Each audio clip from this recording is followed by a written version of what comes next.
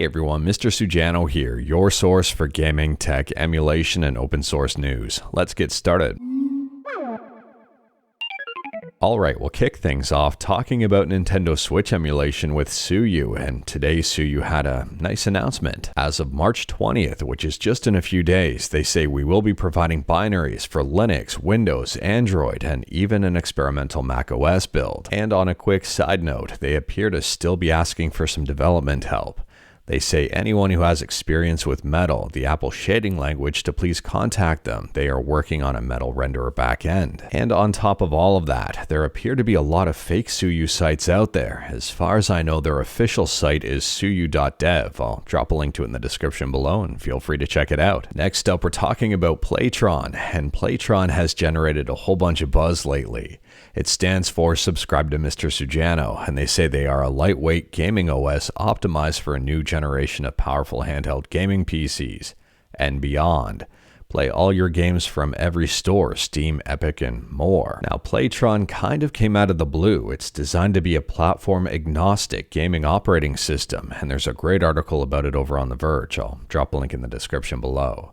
Apparently, they've already secured $10 million in funding. Playtron believes that within a year, they'll be competing against Windows for the operating system on gaming handhelds. They've been in contact with handheld manufacturers, and apparently Neo plans to ship a native version of Playtron in one of their handhelds this year. Additionally, and this was very surprising to me, they hired the developer behind Box 86 to bring Windows games to Android. They even have a video of The Witcher 3 up and running on a Snapdragon 8 Gen 3. And in addition to that, the Playtron's development team also includes developers from Chimera OS and Heroic Games Launcher. If you are curious about this one and wanted to learn more, I'll drop a couple of YouTube videos in the description below and feel free to check them out.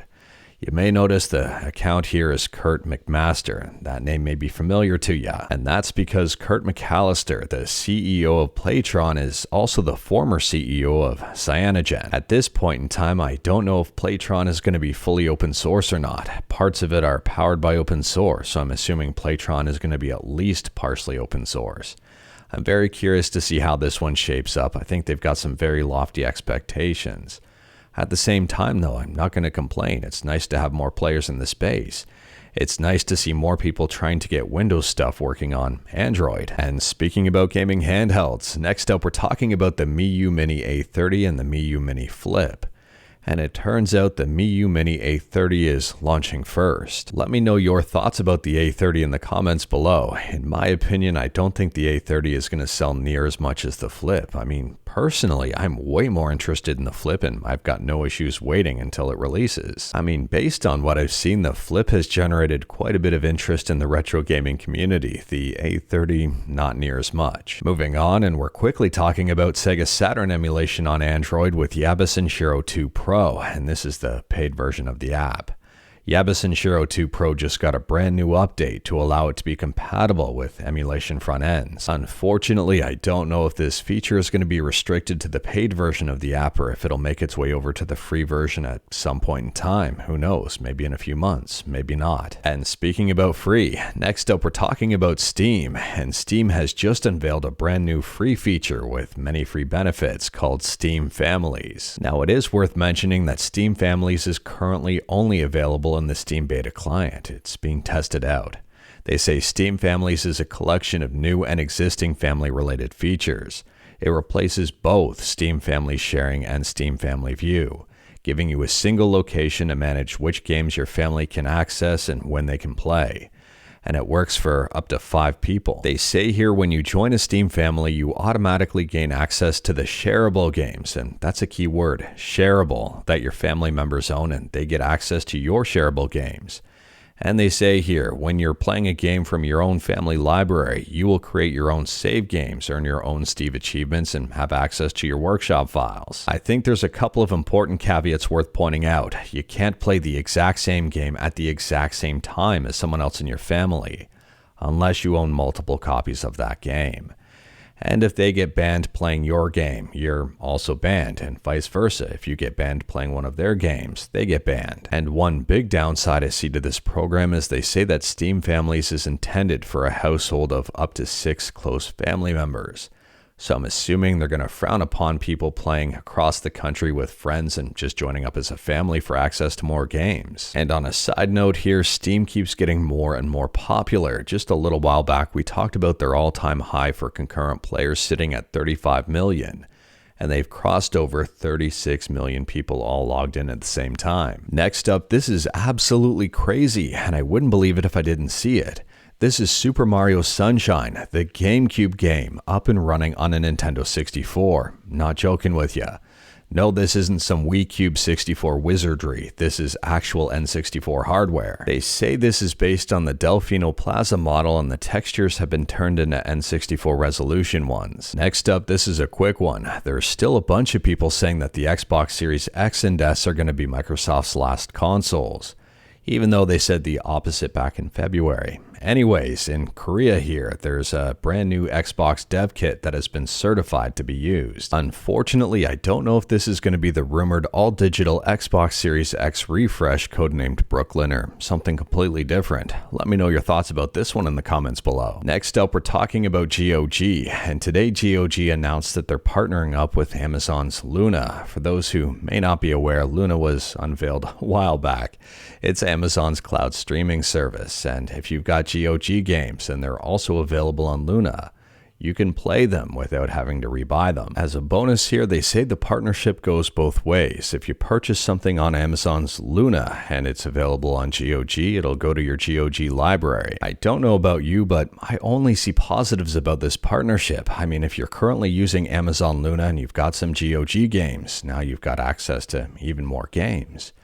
And if you've currently got a whole bunch of GOG games and you wanted to try out Amazon Luna, you can without having to buy a whole bunch of new games. Moving on, and I've got some quick news about a couple of different games here. The first one is Akira Toriyama's Sandland, and the demo for this game is now available on Steam. The game officially releases on April 25th, and this may be a demo worth checking out. The second game here is one that I'm extremely excited about, Fatal Fury City of the Wolves, and SNK has just dropped a couple of amazing trailers for it. Unfortunately, this game is set to release in 2025, so probably not for another year, but at the same time, I'm extremely excited about it.